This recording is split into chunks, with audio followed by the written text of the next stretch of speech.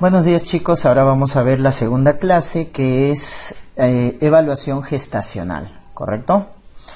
Bien, es importante acá mencionar con respecto al control prenatal, pues, ¿no? El control prenatal, recuerden, es una de las medidas que va a disminuir lo que viene a ser la mortalidad materna, ¿no? Que todavía en nuestro país sigue siendo alta, ¿no? Según ENDES, todavía estamos por encima de las 50 muertes maternas por cada 100.000 nacidos vivos. Entonces, más o menos estamos en 66 muertes maternas por cada 100.000 nacidos vivos. Entonces, una de las medidas para bajar la mortalidad materna es el control prenatal, el parto institucional, también cuenta, y otra que obviamente no está aprobada en nuestro país, que es la legalización del aborto, ¿no? Pero esta es la más importante, el control prenatal, que tiene estas características: precoz, periódico y completo, ¿no? Precoz, ¿por qué? Porque el primer control debe ser lo más temprano posible, en las primeras 14 semanas, en el primer trimestre, debe ser lo más temprano.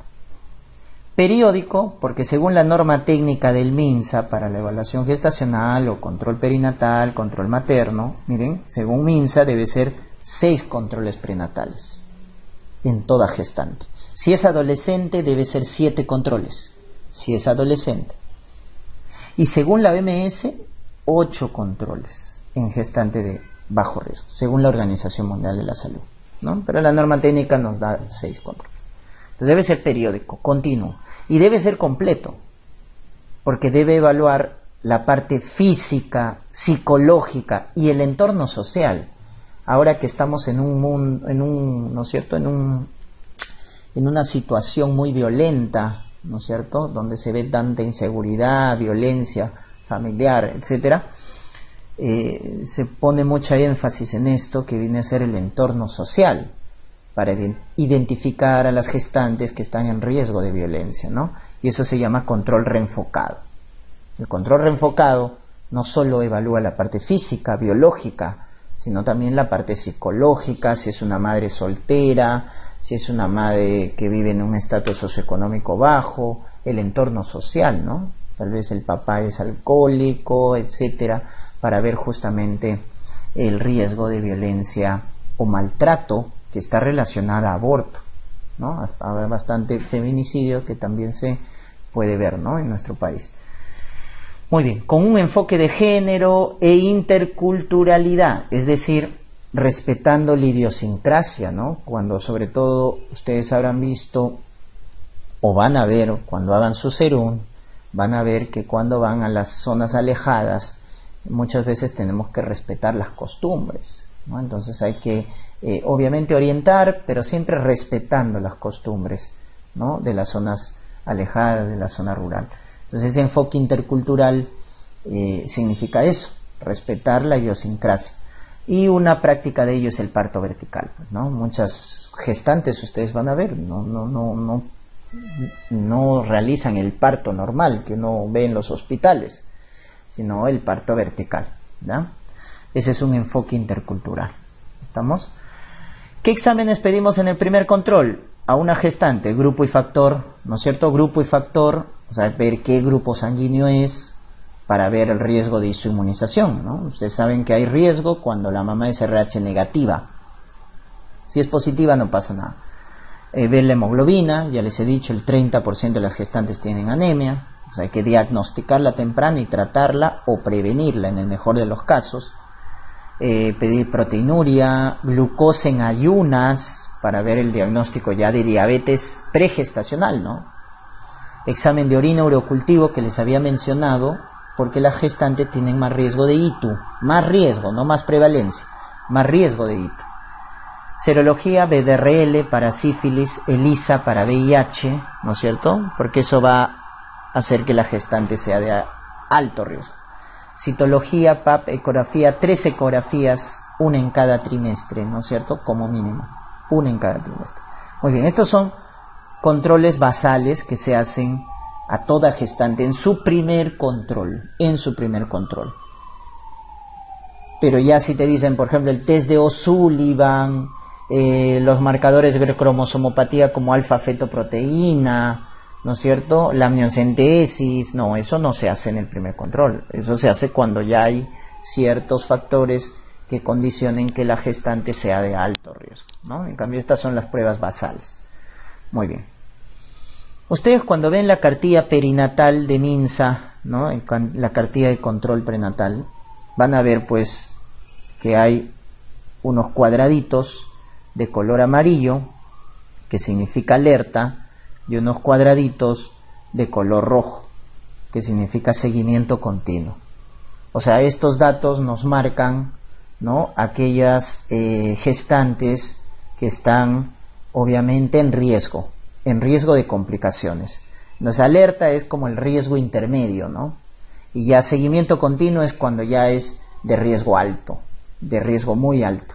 Entonces, por ejemplo, ¿no?, ahí señalan, ¿no es cierto?, una gestante analfabeta, soltera, nulípara, que tiene antecedente de un niño con bajo peso al nacer, parto pretérmino, asma, diabetes, por ejemplo, es alerta, ¿no? Que sea RH negativo, eso es alerta. Entonces hay que controlarla, porque se puede complicar. Y ya de alto riesgo, y va a necesitar un seguimiento continuo, especializado, por ejemplo en edades extremas, ¿no? O muy añosa, más de 35 años, o adolescente, menos de 17 años. Entonces, las edades extremas van a condicionar alto riesgo. Cesáreas, ¿no? 2 o más cesáreas. Si tiene una cesárea es alerta, una cesárea. Pero si tiene 2 o más, ya eso es alto riesgo. Seguimiento continuo. Hemorragia posparto, ¿no? Porque recuerden que esta es la primera causa de muerte materna. Entonces, si ha tenido hemorragia posparto, entonces eso es alto riesgo. Preeclampsia, que es la segunda causa de muerte materna, o la primera causa en la zona urbana, también, ¿no? Seguimiento continuo. Si tiene VIH, si tiene tuberculosis, también, gestante con VIH, gestante con tuberculosis, es de alto riesgo. O si es RH negativa, pero ya sensibilizada, es decir, su test de CUM salió positivo. Eso es ya alto riesgo, porque si su test de CUM salió positivo, es probable que ya se afecte el feto. ¿Qué se va a producir en el feto? Anemia, ¿no? Por hemólisis, anemia. ¿Estamos? Muy bien. Entonces hay que ver esos factores, ¿no?, que condicionan. La fórmula obstétrica, esto lo vamos a ver en las preguntas, en la fase de preguntas, cuando veamos los ejercicios, ¿no? La fórmula obstétrica, el gestapara, ¿no? Acá el número de gestaciones, incluido la gestación actual, ¿no? Número de gestaciones, incluida la gestación actual. Y la paridad, que son los partos, pues, ¿no? Partos a término, o sea, los que se han producido a partir de las 37 semanas, los prematuros, o sea, antes de las 37, en el segundo casillero.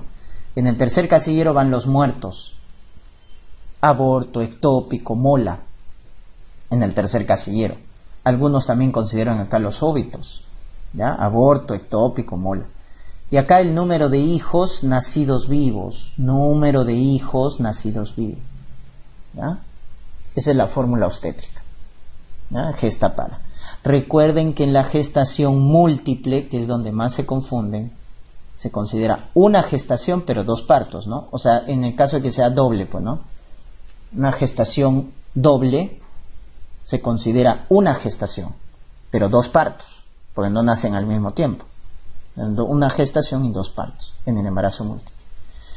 Fecha de última regla, ¿no es cierto? Hay que consignarla, ¿no? Ya que es el primer día de la última menstruación, ¿no? Primer día de la última menstruación, ¿ya? La fecha de última regla, primer día de la última menstruación.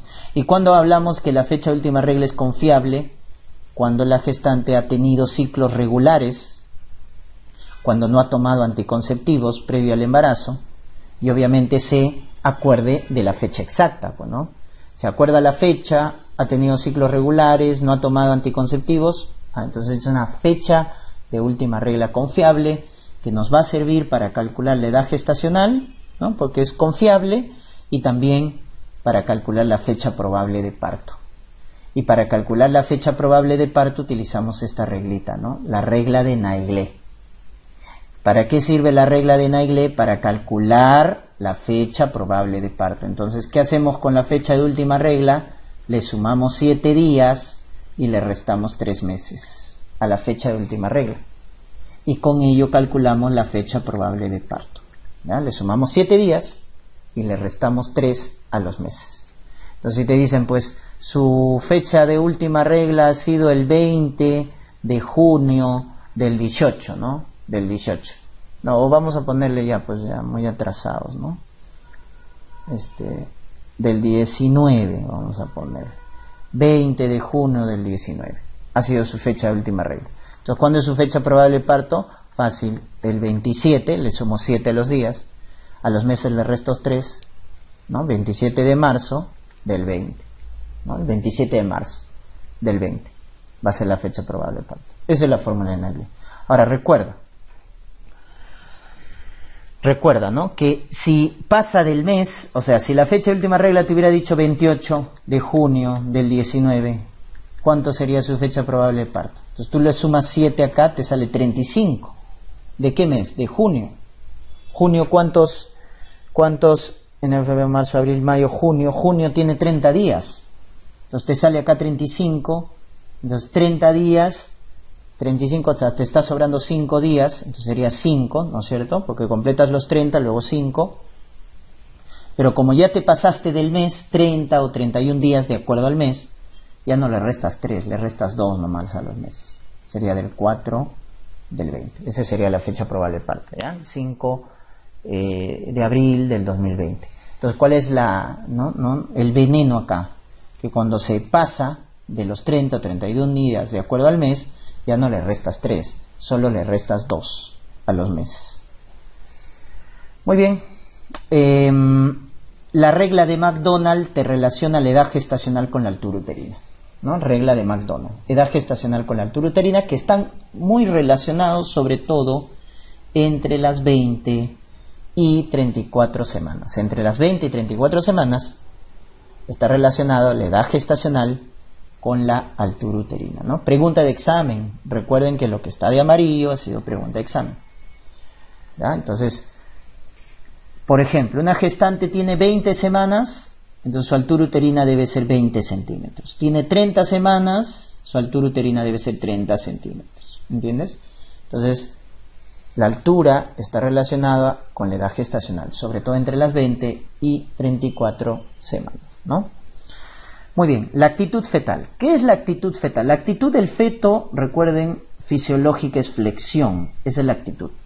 Las partes fetales van a estar siempre flexionadas. La cabecita, los brazos, las piernas, el pie, va a estar flexionado. ¿Estamos? Y los componentes de la actitud fetal viene a ser la situación,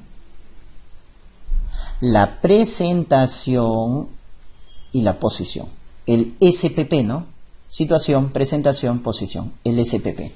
Situación, presentación, posición. ¿Qué es la situación? Cuando te hablen de los ejes. Cuando te hablen eje de la madre con respecto al eje del feto. ¿Cuál es lo normal?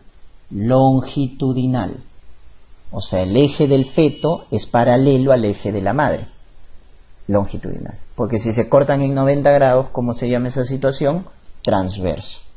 Entonces, la situación normal es longitudinal. Cuando te hablan ejes, lo normal es longitudinal. Lo patológico ya es transverso. Cuando te hablan de presentación, te están hablando del polo fetal que está en la pelvis. Polo fetal que está en la pelvis. Acá ustedes en el gráfico pueden ver qué polo fetal está en la pelvis, la cabecita. Entonces la presentación se llama cefálico. Cefálica. O de vértex también le llaman, ¿no? Cefálica o de vértex. Lo normal. Pero si estuviera los glúteos, ¿qué sería? Podálico. Eso ya es patológico. Lo normal es cefálico. Si tuviera los glúteos, podálico. Posición es cuando te hablen del dorso, la espaldita. Claro, cuando el feto está así, como estás viendo en el gráfico, longitudinal de situación, pues ¿quién determina la posición? La espaldita del bebé. Dorso. ¿A dónde está ubicado el dorso del bebito? Hacia el flanco derecho de la madre. Miren, entonces, esta actitud del feto, situación, presentación, posición, que estás viendo en el gráfico, sería así: longitudinal, cefálico, derecho. Derecho, ¿por qué? Porque el dorso, la espaldita, está en el flanco derecho de la madre. Ese sería. En cambio, si tú ves acá en este gráfico, ¿cuál sería el SPP? Longitudinal, cefálico, y miren ahora el dorso, ¿dónde está? Hacia el flanco izquierdo. Esta es la más frecuente. Esta es la más frecuente. Si te preguntan cuál es la actitud más frecuente, longitudinal, cefálico izquierdo. 99%. A veces ni examinas y ya le pones LSI, ¿no? Porque la mayoría son así, longitudinal, cefálico izquierdo. ¿Ya? ¿Cómo determinas esta actitud? Con las maniobras de Leopold que se hacen a partir de la semana 26. A partir de la semana 26 vamos a hacer las maniobras de Leopold. ¿Ya? La primera maniobra sirve para calcular la altura uterina, porque miren, vas al fondo, las manos van al fondo, entonces sirven para calcular la altura uterina. La segunda maniobra, pregunta examen, sirve para calcular la posición de manera directa y de manera indirecta la situación. Es decir, con la segunda maniobra tú calculas la posición porque vas a los lados, pero la situación tú lo calculas con la primera y la segunda maniobra. ¿Estamos? La primera y la segunda maniobra necesitas las dos para calcular la situación. En cambio, la posición solo con la segunda maniobra de Leopold. Tercera maniobra de Leopold, presentación. Presentación. Cuarta maniobra de Leopold, encajamiento. Encajamiento. Ya está. Y con eso tenemos la actitud. Entonces, quiero que quede claro, porque esto es lo que más preguntan, ¿eh? Primera maniobra, altura uterina. Segunda maniobra, posición. Primera y segunda maniobra, situación. Tercera maniobra, presentación. Y cuarta maniobra, encajamiento. ¿Qué es el encajamiento? Cuando el diámetro biparietal del feto, de los dos huesos parietales, llega ¿dónde? A las espinas ciáticas, que están en el estrecho medio de la pelvis, ¿no? Entonces, cuando el diámetro biparietal llega a las espinas ciáticas, está encajado. Está encajado. ¿Estamos? Muy bien. Con eso determinamos la actitud del feto. Ahora sí, vamos a la variedad de posición. ¿Cómo calculamos la variedad de posición? Para calcular la variedad de posición, chicos, tenemos que recurrir al punto de referencia. Y vamos a señalar la presentación normal. ¿Cuál es la presentación normal? Cefálico. Entonces, cuando la presentación es cefálica o de vértex, el punto de referencia para calcular la variedad de posición se llama occipucio, también llamada fontanela menor, también llamada fontanela posterior. Fontanela menor, posterior u occipucio. Entonces tú ves acá la cabecita del bebé, ¿no es cierto? Ves la cabecita del bebé y ves dos fontanelas, ¿no? La más grande se llama brecma, fontanela anterior, que estoy señalando. Esta es la más grande, fontanela anterior o brecma. Y la pequeñita que está atrás, forma triangular, es el occipucio, o fontanela menor o fontanela posterior. Y este es nuestro punto de referencia. Cuando está cefálico de vértex, cuando la cabeza está flexionada, cefálica de vértex, el punto de referencia es occipucio. Y con ello calculas la variedad de posición. Lo único que haces es señalar hacia dónde está el occipucio, miren.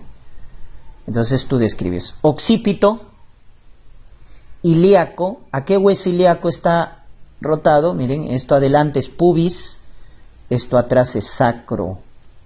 Y estos son los dos huesos ilíacos, ¿no? Hueso ilíaco derecho, hueso ilíaco izquierdo. ¿Estamos?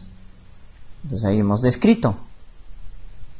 Adelante pubis, atrás sacro, hueso ilíaco derecho, hueso ilíaco izquierdo. Entonces describes occipito, ilíaco, aquel hueso ilíaco está mirando a la izquierda. Entonces occipito ilíaco izquierdo. Anterior, ¿por qué anterior? Porque está mirando a pubis, se está acercando a pubis. Es occipito ilíaco izquierdo anterior. ¿Te das cuenta? Ya está.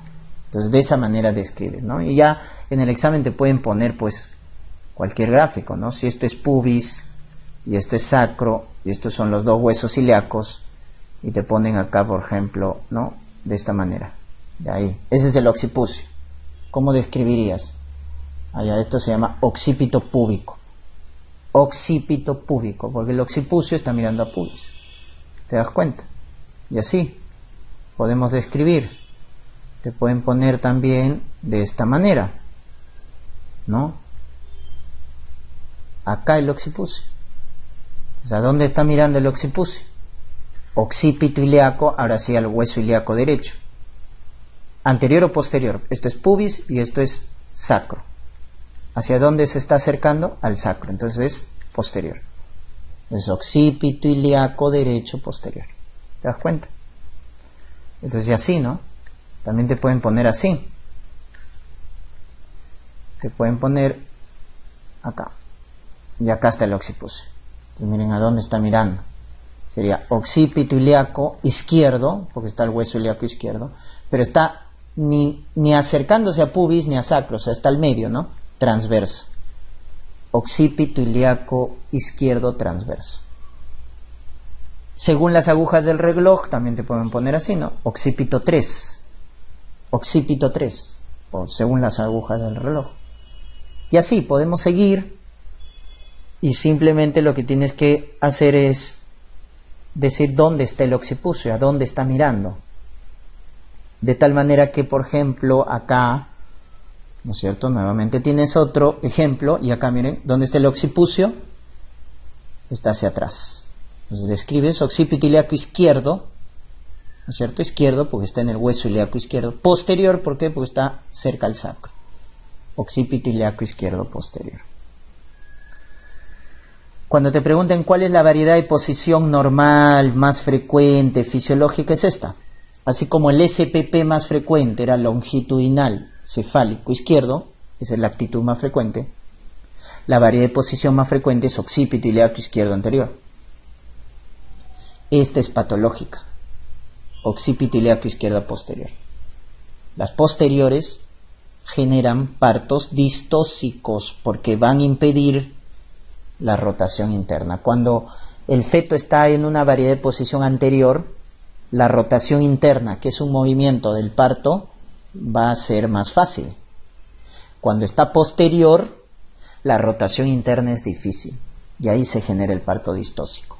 ¿Ya? Entonces las anteriores son fisiológicas, las posteriores son distóxicas. Ya te voy adelantando.